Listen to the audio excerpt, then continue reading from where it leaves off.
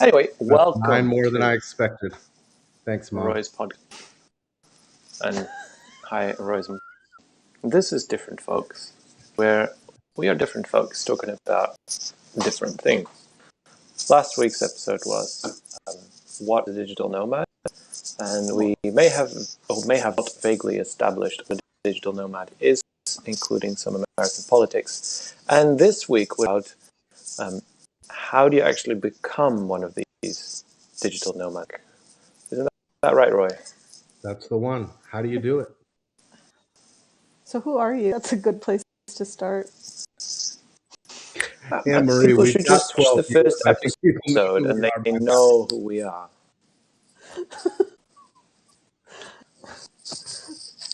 I'm And the Anne-Marie. biggest thing to know is that we're different from each other. All right, great. That's how we're starting this. Fantastic. Well, if you are a bit confused by the intro, tune in next week as we perfect it over the course of the next several Tune in episodes. next week when we do tell you the cliffhanger. We're wondering who we are. So are you going to tell us who we are? Well, I said that I was Michelle. I'm Michelle. You actually I am didn't. Okay. Oh, well, anyway, I am a digital nomad. Soon to be digital nomad again in a year or so. Living in the Netherlands at the moment. And I'm Roy. Anne-Marie. I'm not a digital I'm with nomad. you on that journey. Since no one else And then, is jumping in. well, Wow, this is Anne-Marie, a I was real going rough to say, start. and our last host needs no introduction. And then I was just going to move on. Because if you notice that every time when somebody says, and today's guest needs no introduction, but then they introduce You them don't know anyway. who they are? Well, I mean, even if I do, it's like they'd go on and introduce them. They should say, and my next guest needs no introduction, and then move into the questions. That's what I'm going to do when I'm a late night then show just host. do it. Move in. Anyway, so yeah, we've got 2 digital nomads, Anne-Marie, Michelle. We've got 1 non-digital nomad. That's me, Roy. I work remotely. Sometimes I'm nomadic enough to work out of a Starbucks, but I'm just kidding. I never do that because the music's too loud. So today, tell me, which of you knows how to become a digital nomad? Both know. I think you are almost there, actually. I'm close. I just have to go to Starbucks, lines, right? Yeah. Well, you have the digital part going for you. You're just not nomading. Actually, well, now that you mention it, I really am a digital nomad, and I'll tell you why. Because you don't have So a we home. sold our house. We sold our house last summer, and was it that long ago already? Oh yeah. So we're right now moving between my parents' house and my wife's parents' house. And occasionally we travel, go somewhere. I still may do some work. So I think I am a digital nomad. And if that's the case, all you have to do is sell your house, get a remote job, and you're golden. But I don't think that's what most people are thinking about when they think of a digital nomad. I'm certain they aren't considering the idea of having 4 kids. I mean, in all honesty, like being a digital nomad is sort of as easy as giving up all of life except for your on job. So, like, There you go. And your computer, probably. I mean, well, I don't know. What's that? What I about? became a digital nomad. So I think this is part of the questioning because so when you say how to become a digital nomad, obviously part of it is that you have to be able to support yourself. And so when it comes to that, I mean, what do you really need? Like, what's the minimum? Like the first step, like for somebody who wanted to do it, what would it take? Like, what's the minimum? I mean, like, can you just use computers that like they have like cyber cafes all over the world? I guess not if you want to go to Thailand. There are cyber cafes in Thailand. I would say that's the most sustainable way to work abroad. I mean, you want your own. Maybe you have your company's laptop. You need a laptop. you need to be able to connect to the internet and sustain yourself for a very short of time for the minimum. I feel really Like there's bad. people that I think we need to wrap this whole episode. I feel really guilty for assuming they wouldn't have cyber cafes in Thailand. We don't have them, as far as I know, in the United States. So it just seems like a strange. I thought it was like a really weird European thing. They don't really have cyber no, cafes in Europe anymore. not really. Cyber cafes is more of like a. I feel like they're more of an outdated form of technology kind of thing. Mm-hmm. So we actually did cyber cafes at a couple places in Italy, like that looked like they started in the early 90s. I'd be shocked if anybody still goes to them, to be honest. But I feel like the majority of the more developed world doesn't do cafes anymore. And then the countries that are on the European side, cyber cafes would be starting to become more of a thing. So the cyber cafe, unless you're digital nomading through different time periods with a time machine, don't count on a cyber cafe. No, don't count on So a what's the cafe. first step then? I'm ready to become a digital nomad. I time traveled back before I had 4 kids. I'm somebody out there in the world, single and ready to mingle with digital nomads. What do I do? You hop on a flight and you go somewhere that's You are completely jumping the gun. No, That is not your first step by any. Well, because what if you didn't have a job or a remote job? So that's the thing. So what I was going to say is you can take it from two different angles. I had savings and kind of randomly accidentally quit my job because I was super unhappy, and then started traveling around the US, and then was like, no, this whole travel thing, I'm going to give up my apartment and move all my shit back to my parents' house, and then started just traveling. Had freelanced for a long time, so I knew that if and when I needed to, I could make money freelancing. So I lived off of savings at first. Michelle started traveling. Well, Michelle, you explain quickly how you started traveling. Well, I didn't start out as a digital nomad, but I did save up money for about a year before I hopped onto a flight and just lived as a backpacker for a while. I think I got tired of going somewhere, working for a while, and then quitting, moving, working, and you have a different job everywhere you go, and you get some skills, but then you never need them again. And I wanted something a bit more sustainable.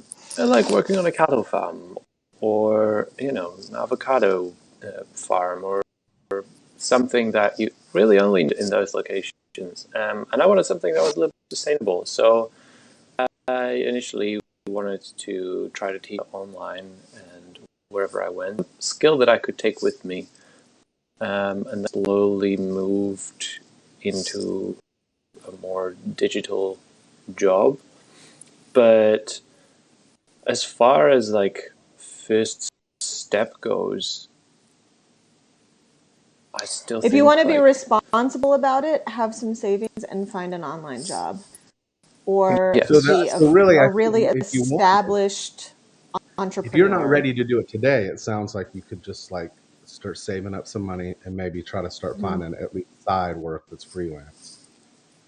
Yeah, exactly. To be honest, you don't need a lot of side work. Super secret. It's actually not secret. It's something that is like very well known in the travel community, yet somehow the non-travelers seem to know nothing about. It is stupid cheap to live a really good life as a digital nomad, especially compared to American or Western European, Northern European life. Like in America, I was making $70,000 a year and barely able to put $200 into savings every month, just because. And I wasn't living a lavish lifestyle. Like I was 32 with a 40-year-old divorced roommate, and like, just it wasn't a lavish lifestyle. I had a dog, I had a car. How That's were you all that I blowing owned. $72,000 a year? Because I lived in Colorado, in Denver. It's expensive. Oh, you should have. I was also self-employed, so $350 a month moved to went to upstate medical South insurance. Carolina. So, and I paid 4% state income tax. Like this was pre-tax income. I wasn't living a lavish lifestyle by any means, and as a digital nomad, I was able to pull in like $1,000 a month and put half of it away. So you don't need costs a ton of nothing. money, but you probably You don't want need a ton of money. some money.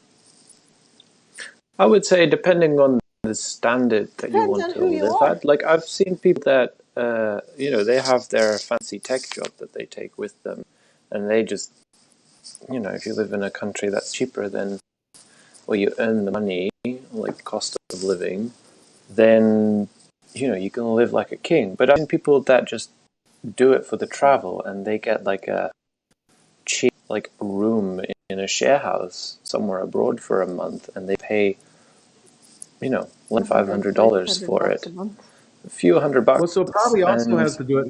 Usually, you assume a digital nomad is going to be going places where it's going to be a lower cost of living. But I guess it's conceivable Typically, that some that's the may want to case. go places like if you want to travel through like I don't know France and the UK and places like that. Maybe that's not the same. So maybe it has to do with where you want to go, how like risk averse you are, how much Sure, sleep you're going to exactly. lose if you're not exactly sure what's going to happen, next month.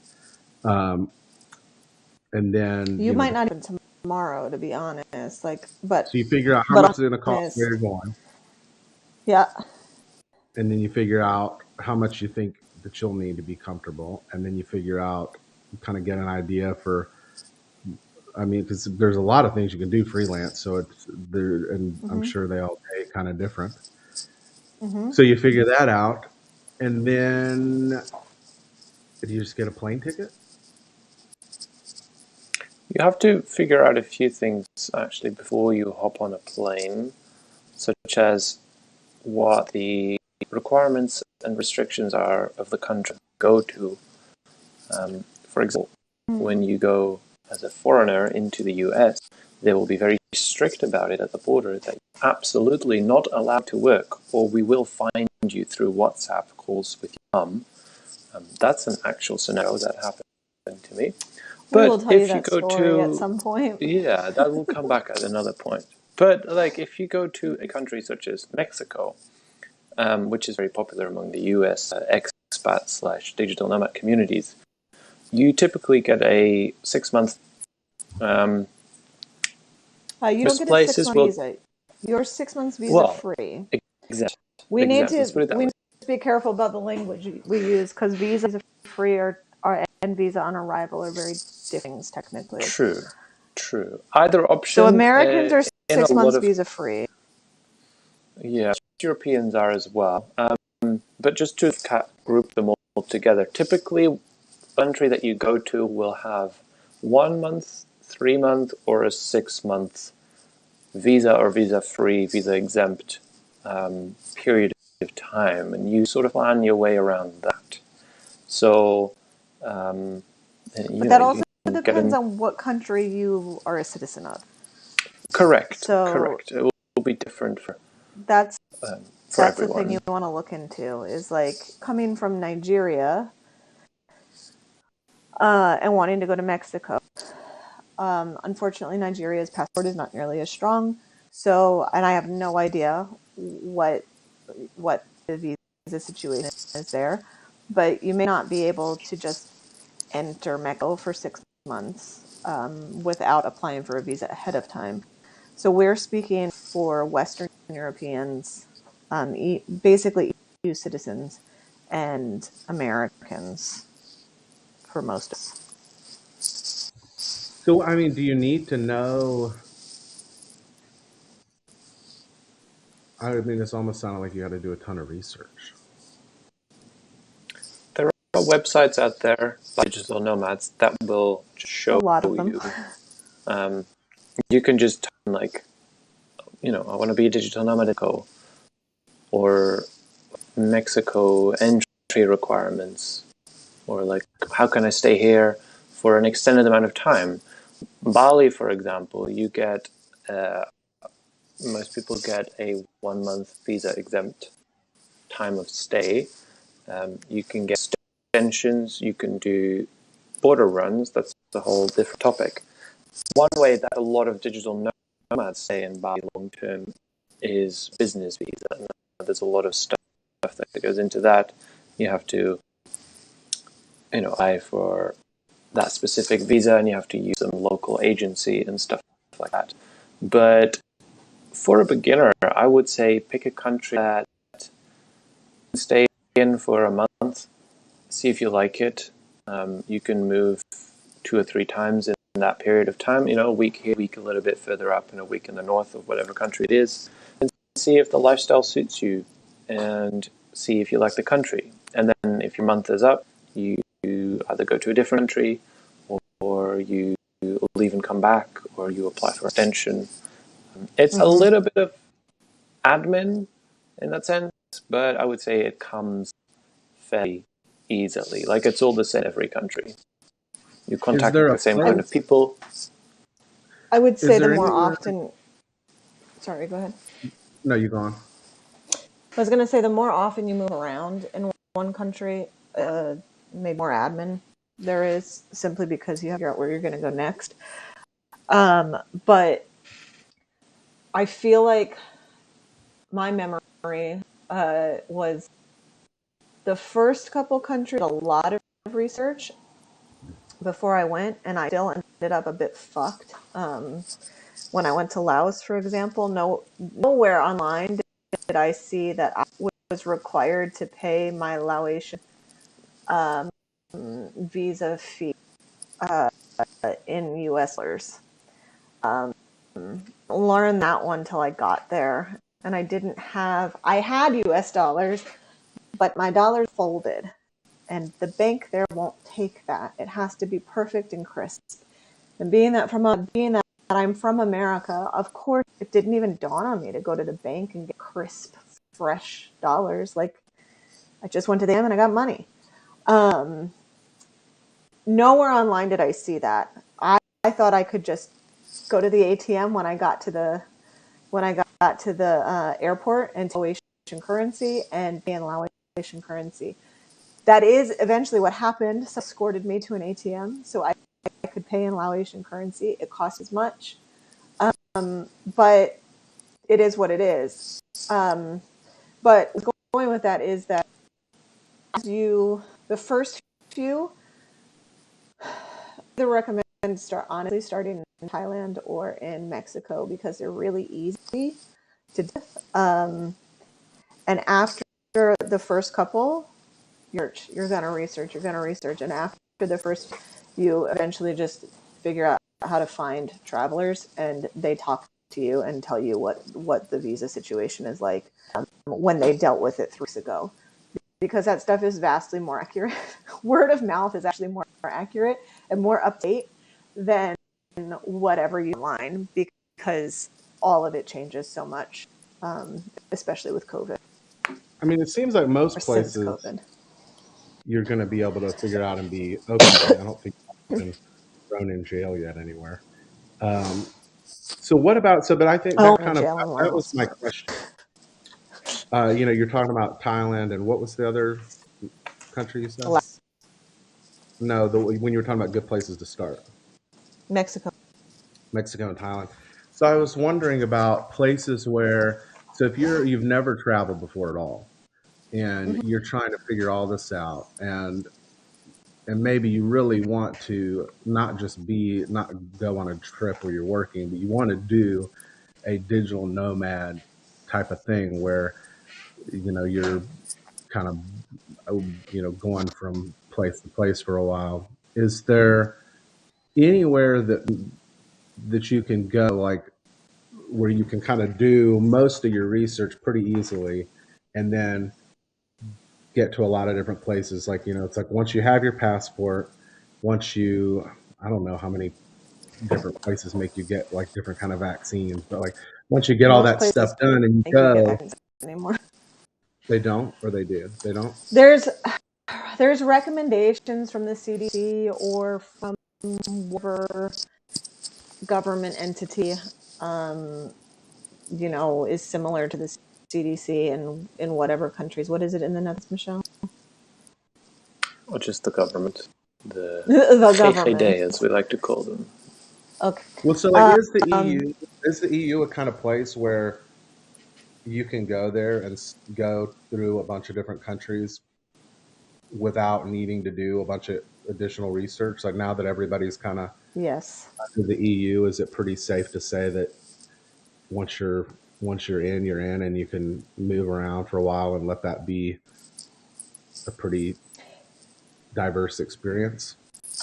Yeah, if you start EU, so the EU is going to be expensive for sure, but it's not a bad place to start, especially for Americans, because we kind of have this mentality that the outside of America is really unsafe.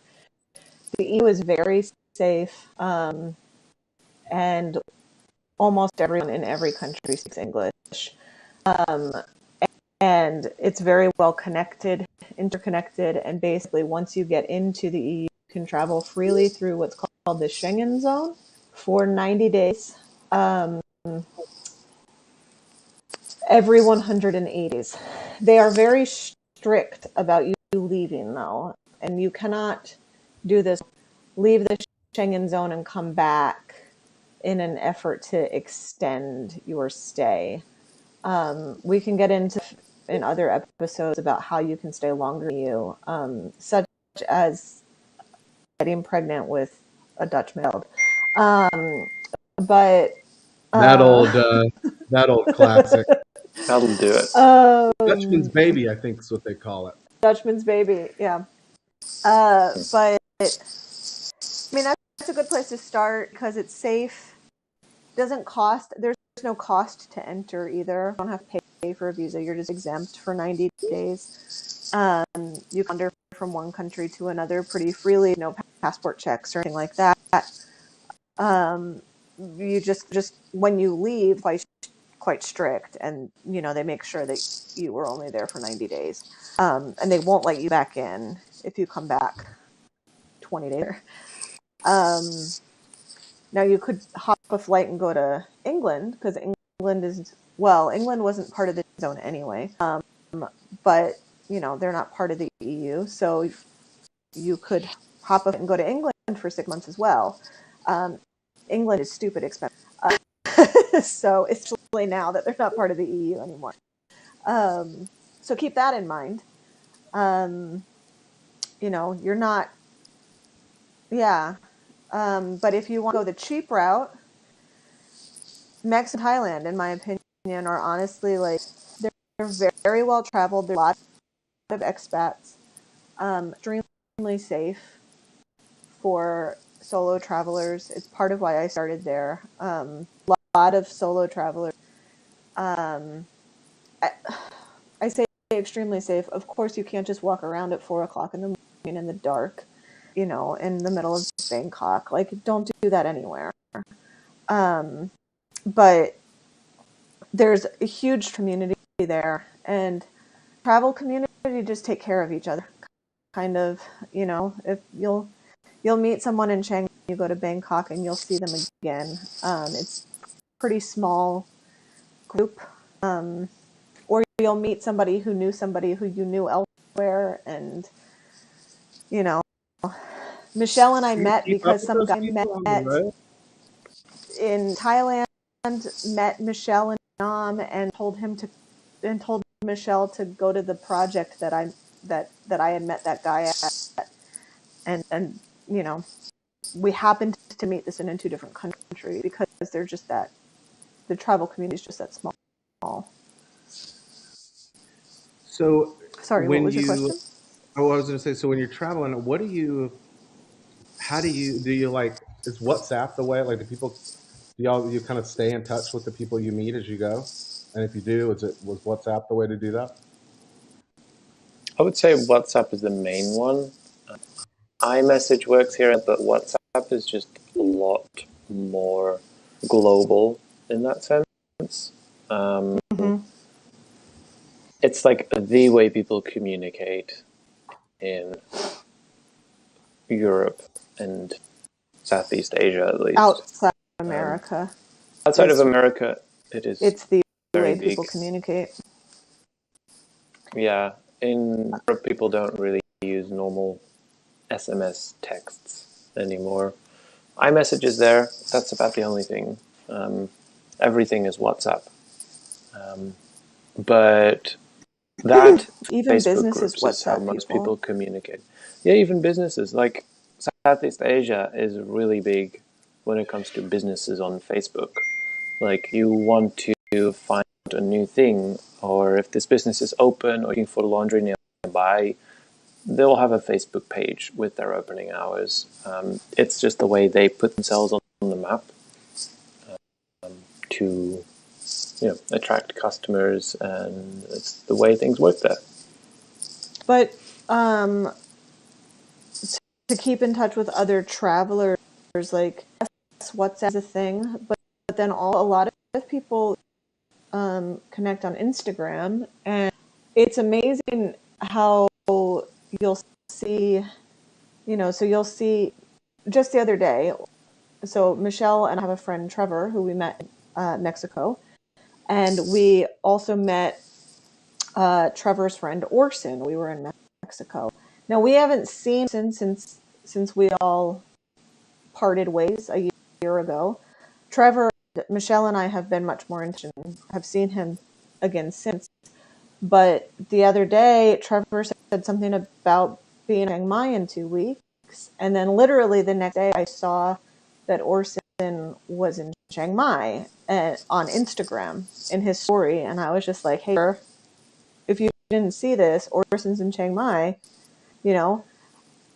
I've ended up meeting up with people again. When I was in Thailand, I was on an island called Koh Tao, and I saw somebody Instagram story and even say they were in Koh Tao. I just recognized the pier, and I messaged her. I was like, "Hey, you're in Koh. You were supposed to give me a tattoo. How long are you around? Can we meet up?" So we did. Tattooed me on the floor of the bungalow. It's great. Like really anywhere that you make yourself visible, whether it's Facebook or Instagram. If people that you've met follow you, are connected, they just see, oh, hey, this person is in the same location, going to the same location. Or then even in the same small country. People, yeah. Like I was advertising my yoga teaching services in San Cristobal in Mexico. And San Cristobal de las Casas is like in the middle of Mexico, in the mountains. Yes, there are a decent amount of foreigners there, but it's not anything like Cancun or Playa del Carmen, or like Boomer, tons of expats. But I was teaching yoga there, and advertising a workshop that I was doing, and all of a sudden I get a message on Instagram from this girl that was like, are you in San Cristobal? And we met in Australia like 2 years before that, years maybe even, and just keep an eye out, and chances are you just see a lot of people that we hung out with. You were advertising a flyer, and she sent him a picture. It was a flyer on the wall on Instagram. Like, is this you? A flyer on the wall. A flyer on a fucking wall. Like a fly on the wall, but it's a flyer on the wall. I like that. It's flyer on the wall. Yeah. And a flyer. So there's no more cyber cafes, and yet we still have flyers. Some things never change. Instead of cyber cafes, some point in the future we could talk about digital nomad co-working spaces, which are becoming cyber cafe, if you want to call it that. Okay, well, I never thought about that. cyber cafe co-working spaces kind of took the place of cyber cafes, didn't they? Yeah, I think the only thing that Made a is like mono cafe at this point cyber in cafe. time is like, mostly probably Southeast Asia is like the gaming cafes, where you don't really We come just saw a browsing it. legit, You come because you can get in there. but we legit cyber cafe advertised in Florence. Like we were walking down the street and it said cyber cafe, free Wi-Fi, blah blah blah, or like I don't remember, but it said cyber cafe, and I remember it because I remember looking at Michelle and being like, "Is that really This is real. like do This people is still real. for cafes?" Can you imagine being on the Southeast Asia server for Wild Rift? Do you think you just get smoked all day? Yes, I would agree with that. I'm gonna have a nightmare Even about on the that European tonight. server, if you see a name that is vaguely East Asian, Or Russian. one of the languages, Yeah. it's smoked.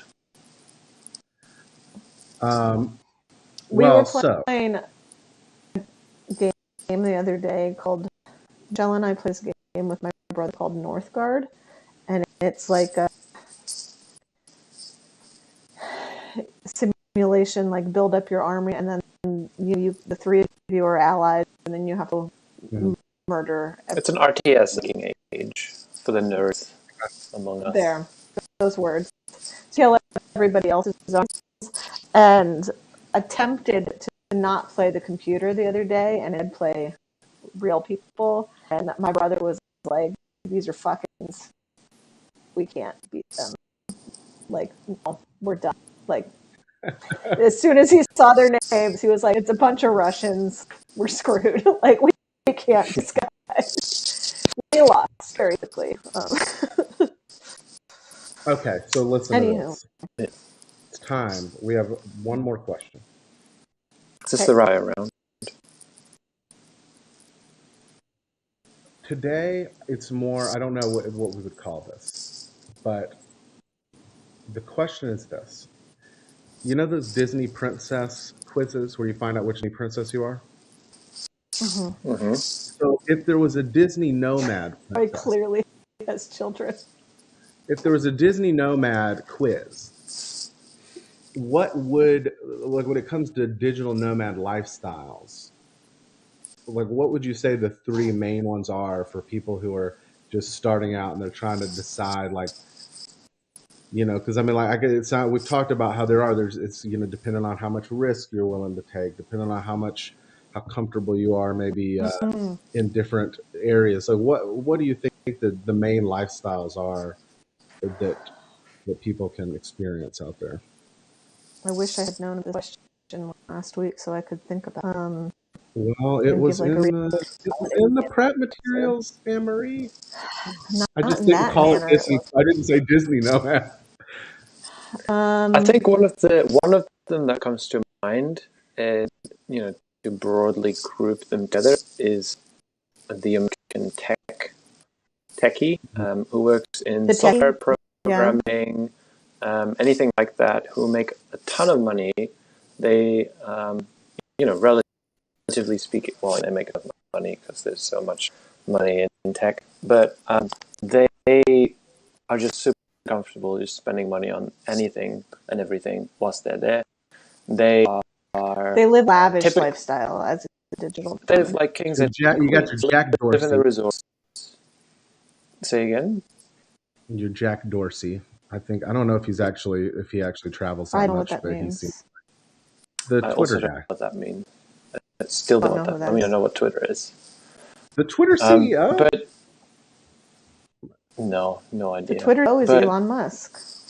No, but originally the guy who started it was Jack Dorsey, and now he does. I literally have posted 4 tweets in my life back when Twitter first came out, and I understand the concept. I don't know who Jack Dorsey is. Okay, no idea. So there's your Jack Dorsey.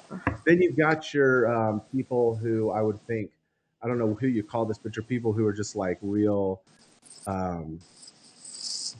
go with the flow about it and aren't even worried about it. They're just gonna kind of like you said at the very beginning, Michelle, where it's just like getting a plane ticket. Do you have your vaccines?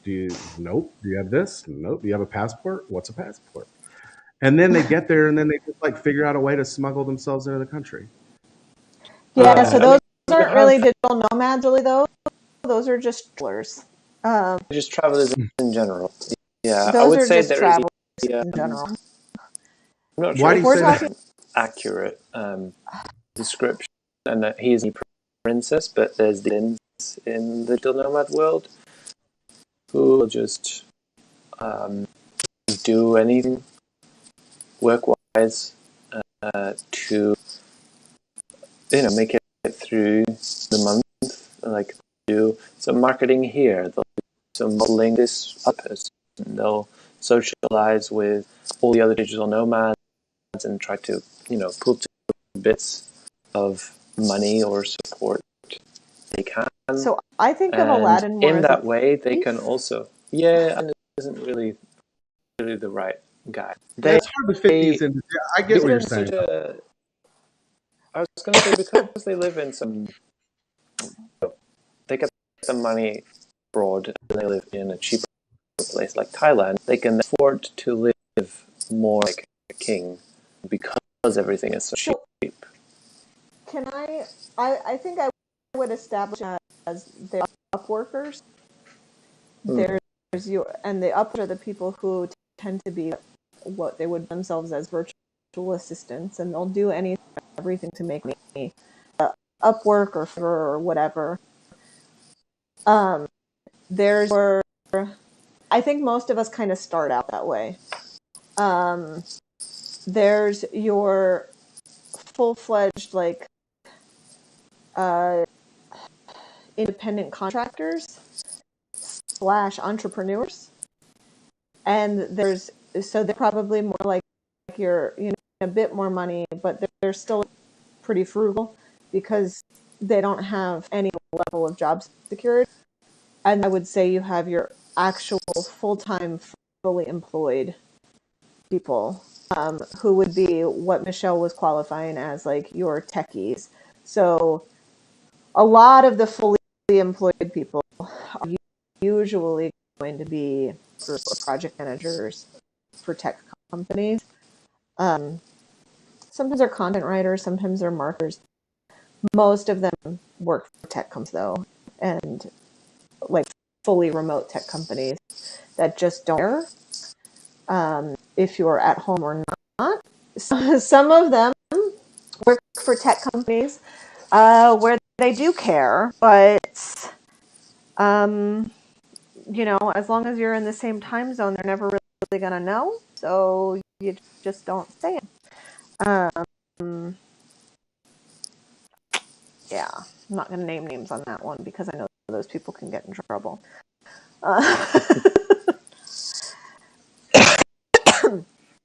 Okay, well, Like I have example, employees are allowed to leave the country that they're supposed to be employed in because of security reasons. Yeah. Whether or not they all hold to that, no. before we go to our final segment, I have to say I just realized that if I put my computer right under my camera, you can't see it, and I can actually look like I'm looking. I can look at y'all, but still kind of. Do I look like I'm looking at the camera, kind of a little bit? It looks like you're looking below the camera. Oh, But that's super creepy when somebody looks like they're looking at the camera. So, isn't this creepy? You look presenter when you have the computer up on an angle, and then you look at the camera when you're talking. Like, the wood grain is. If this would need to be like some kind of, I don't know. I need to get like a thing. You know how they have that weird podium thing with a big light when it's time. Anne Marie, I need to make a comment real quick on your. I feel like there was my mother-in-law's table. Yeah, but there was like a U.S. equivalent of like in the 80s or something like that sold all of us this table. Because Oh, really? I'm pretty certain that we had the same table growing up. Sturdy. Very. I think it's a very 1980s. I was going to say, I think they've had it since like the 80s or 90s at least, because it was in their old house, which is right next door, actually. So, Anne Anyway, Marie, what was your question? what is your final thought for today? Are we having a rapid fire round? Well, so we did the rapid fire round last time, but then we realized that all the questions really warranted longer discussions. And Okay. Maybe next week we do a rapid fire of things that have nothing to do with digital nomading. It's just more well, they of could a actually, but now all that of us it didn't answer occur to me. as I get to know your hosts. Yeah, and then I also did. I just had let's come up with some. I think there's some different directions we should go with that. We should definitely do that. Let us know in the comments, great viewers, if you would like us. Whoa, to hold do a on. I don't rapid want to get round. bombarded with comments, Anne Marie. For anyone who actually watched I looked We got at the 12 viewers statistics of now, our Anne Marie. last week, 12 viewers last week, and the average We're watch not going to time be able to handle was the influx. 38 seconds. I'm sure they'll make it to the end here. Got one comment last week too. Fantastic. Good on us. Great start. Closing thoughts. Who will? Some digital nomad group. Wait, what? We got a Something comment? Yeah, we got a comment. I didn't know that. What they See say? that? Oh, I have to remember. Like, digital nomad life is the best life, or something like that. Oh. Something where they clearly launched the episode. Give them a shout out. They clearly want us to tell know. everybody their name. Just Who kidding. Thank you for watching. The art of Art nomading. nomading. Comment was digital nomad equals best life. Haha. That's good. That's good math. So my closing thoughts are: yes. This was fun. I'm excited to do it again next week. People with something deep, and I understand he's going to get more profound as we go. But today, you have one thing you can say to everybody in the entire world, and it should somehow, in some way, relate to being a digital nomad. Lay it on them. I would say that doing teaches you. I can't, because I feel like you're going to think I'm just being full of shit and ridiculous. And no, they're look. Hey, if they know anything about you, they know you are genuine. You're so shit when you say that. I actually am. I am, but you're not. No, I'm not. Michelle, what are your final thoughts? Because I need to wrap my brain. Yeah, we can switch it up. You can. We can go back. And my final thoughts. I think anyone should give it a try, at least, even if it's only for like a few weeks on a trip. Experiment with it. If you have a desire to travel for, more than just a quick holiday, give it a try. You can even, work from a different city in the same country, or work from a coffee shop instead of your home office. Or, if you want to start really slow, ask your boss if you can work 1 day a week at home and see if that works. Or, like some people do, just don't tell your boss. Keep doing the same work. He doesn't see the difference. And maybe don't advocate for lying to your boss, but I didn't say lying. I said just keep giving him the same work that you provide, and don't take a vacation day and just keep else. working. He won't complain. Or that. I think what Michelle's saying is even a journey halfway across the globe starts with a single step. That is very profound. That's well, you saying. You said it. I just made it shorter. I didn't want to sound like an internet quote. My closing thoughts are that personally, I did not come into my own as a person until I joined. And I would highly recommend that if you are unwilling to just give up your job and finding a way to digital nomad so that you can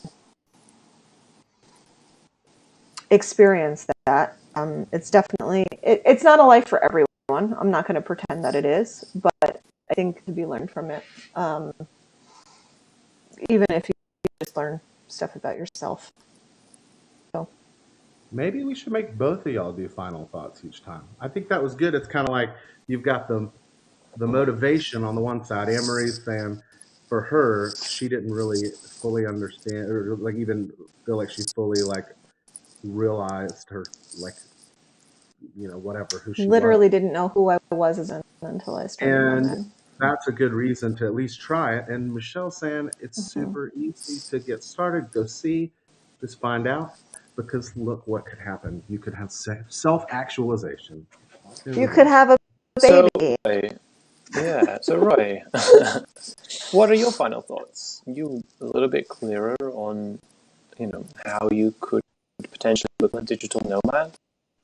Roy thinks I mean, yeah. he is a digital nomad. So I mean, I am really. All I have to do is tell Courtney, hey, Courtney, you've got a business trip for about a week, and then go to Thailand instead of a trade show in Vegas.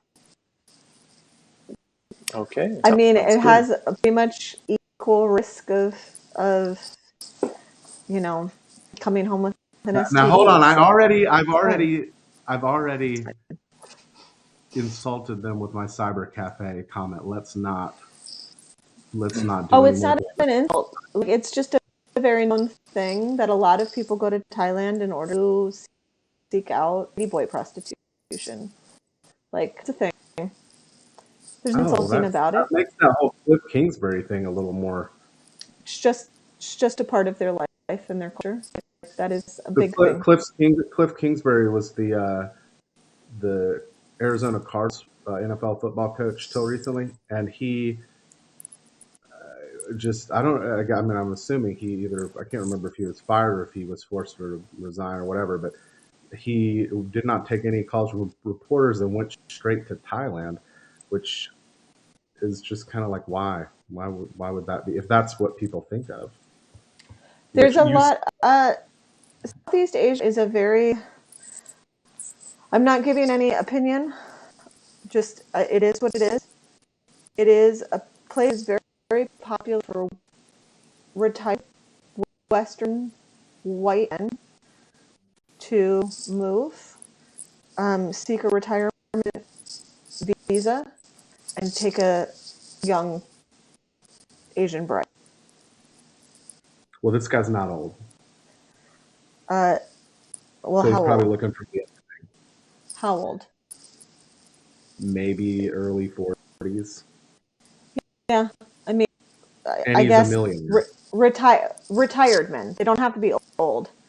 But it's quite often popular for 45, 50, 55-year-old men to do. All right, well, let's watch Cliff Kingsbury, and if he comes back with a wife, we'll know what happened. Well, he won't with a wife. He'll most likely just stay there with his wife. That's usually what they do. I don't think he's staying. He probably just went for a massage or something. He's not going to stay, then he's probably just there. Really? Yeah, Aren't Thai massages well known or something? Why do I have Thai massage? Thai massages are really great. They're really good. It's the only kind of massage you're going to get clothed. There's Thai massage and there's Swedish massage. That's the one that really hurts, right? No, Swedish is very relaxing. Necessarily. What's the one where they like try to explode your pressure points until you die? Haven't had that one yet. I haven't had that one in time. For next in time on Diff'rent, folks. Great. Bye. How do I turn this off? Oh. Great way to go.